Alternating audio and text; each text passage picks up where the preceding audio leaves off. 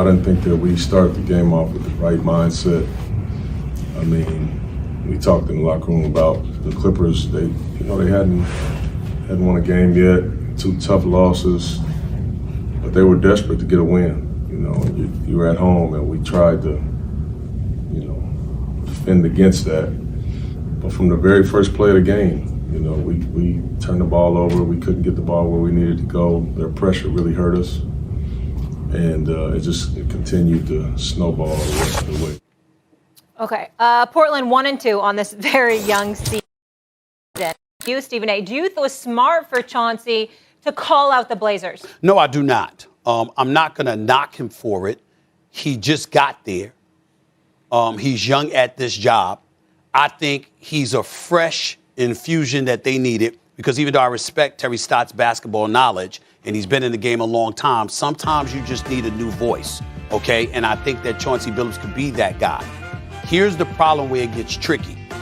Damian Lillard, there's been rumors all offseason that he was contemplating wanting to leave Portland. He ended up declaring that he wants to stay. I happen to know that, if he does leave, it'll be to be a member. Sorry, my mic almost fell. It'll be to be a member of the New York Knicks. He ain't interested in going anywhere else, but he wants to stay in Portland. The point is, with that specter, Tim, you knew it's possible. So you take the job. And the reason why Damian Lillard basically changed his stripes is because he wanted to give Chauncey Billups a chance. Now, Damian Lillard is playing horribly these first few games. Everybody relax. It's Damian Lillard. All you need to see is that he's averaging 17 points with 36% shooting and 0.083% from three-point range. Is that Damian Lillard? Please. This is not going to last. He's going to drop 50 within a week. Trust me. He'll be just fine. But if you're Chauncey and you're new to the job and you go out like that, remember, you got a few months of a window. And there's no doubt in my mind that there's some pressure that Chauncey Billups is feeling to make sure you ingratiate yourself with the team in such a fashion that guys gravitate to you instead of wanting to run away from you. So when you're that young and you're only 3 games in, and let's face it, Chauncey was a little bit emotional himself, Tim, because he's playing against his team that he was an assistant coach on last year, which was the Clippers. And you go into the building and get shellacked by them. That's not a good feeling. But you got to chill in the early stages. Work your way up to that. That's what I'm saying. It's a shame you just can't be honest and forthright as a coach. You just can't do it. Can't do it. In his situation, because he's a former player, he's a first-year head coach.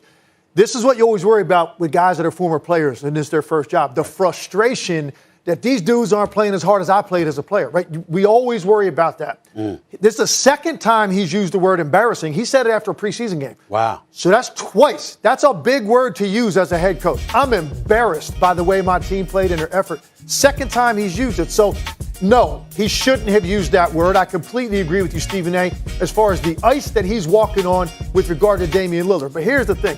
Some people are reading in too much to Damian Lillard here to start the year. You just hit it on the head. If he just shoots 40% from the 3, which is what he has been throughout his career, he's averaging 27 points a game right now. That's right. It's going to get back on track quickly. Now, look, I want to be honest. I don't get to see every team an entire game this early in the season. Of course not. They play tonight. I will have a much more educated response on what is going on with that team and him in particular if this continues tonight. I want to see what they're running. I want to see the rotations. I want to see Damian Lillard's body language. I want to watch all that before I can say this is maybe something bigger here. My bigger thing with Chauncey is it's a bad sign you have to say that when you've been there for a month trying to set the tone of training camp. Right. And you're using the word embarrassing 4 games in. That's not a good sign. Real quick, Swagoo, before you know, just to throw this info to you, I do happen to know that Damian Lillard addressed the team after they lost, and he ripped the team as well. And he's already spoken to Chauncey about Chauncey's comments. So everything's cool, but you might want to watch using the word embarrassing. Well, go ahead. This to me is, I'm flabbergasted by you and Tim Legler right now. Because when you talk about effort, a coach is going to use choice words when effort comes into the equation. Playing bad? Cool. We had an off night, guys. We didn't play well. But effort?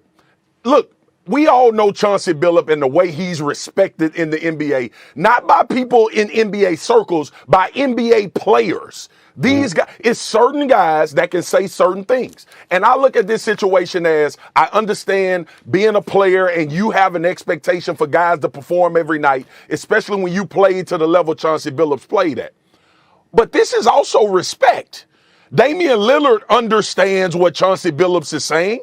Damian Lillard was the guy saying we have to do something different in order to try to win a championship. He okayed this because he knows Chauncey Billups and how he goes about doing things. I get it this early in the season. I understand about Dame and he's going to get better. Obviously, we expect him to be an all-star level player, elite, where he does it from. But when you got to, as a head coach, got to come 3-4 games into a season and effort needs to come up, you damn right he gonna say embarrassed. He gonna use choice words. This ain't about Chauncey Billups. This is about what they ask Chauncey Billups to come in and do. I hope the Blazers respond and not get in their feelings about what he said, but respect him because he was a player and understands what this means. You can hope it. You can hope it. I just don't know if it'll be that way. This is his third game in the NFL, Swagoo. I hear where you're coming from, but it's his third game. NBA. Yeah, keep in mind, Memphis at Portland, John Morant playing the Glare joining us. Good to see My you, brother. sir. See you. What's up? I will start with you, Legs. right. What did Westbrook's performance tell you?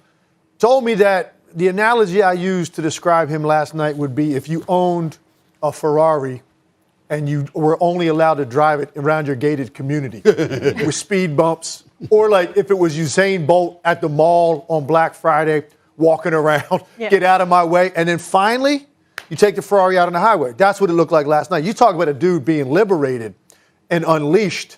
How good that must have felt for Russell Westbrook, because he's listening to all the noise over the first week and talking about him. And I've been one of those guys saying it's going to be hard for him all year to find rhythm. So here's what this says to me. First and foremost, it says they can win games now when LeBron sits. That wasn't a luxury they had the last 2 years. And why does that matter? Well, look at last year. They came out of the 7-hole. And you're not doing that in the West. You're not winning 3 straight road series in the Western Conference, because in one of those you would lose the first 2 games. And you're not coming back and win 4 out of 5 in that situation. You're just not statistically. So now you can win games when LeBron sits. And that's the main benefit of Russell Westbrook right now. The question still is going to be, though, how do you allow him to retain more of who he is as a player, playing with LeBron James? And there's only one solution: stagger minutes as much as you possibly can. And I know it's hard for Russ to ever accept coming off the bench, and we talked about that here before. I'm saying the first 6 minutes of the game are garbage anyway. All that is 10 dudes agreeing, hey, can we all get a shot up and get a sweat going? Because nothing happens. And it's 6 minutes of wasted time out there with LeBron. But look, he's going to stay a starter. I say get him out of the game sooner, put him back in for LeBron, give him a 6-7 minute stretch without him. Do that in each half. Right there, that's 14 minutes where it's his team. Okay. Because that's what Frank Vogel's going to have to do, Stephen A., to navigate this, because you're going to have a lot of rough nights from Russ offensively. I got you. Like, as constructed. Well, let me say this to you, man, because this is my brother right here. We used to shoot around together and all that stuff.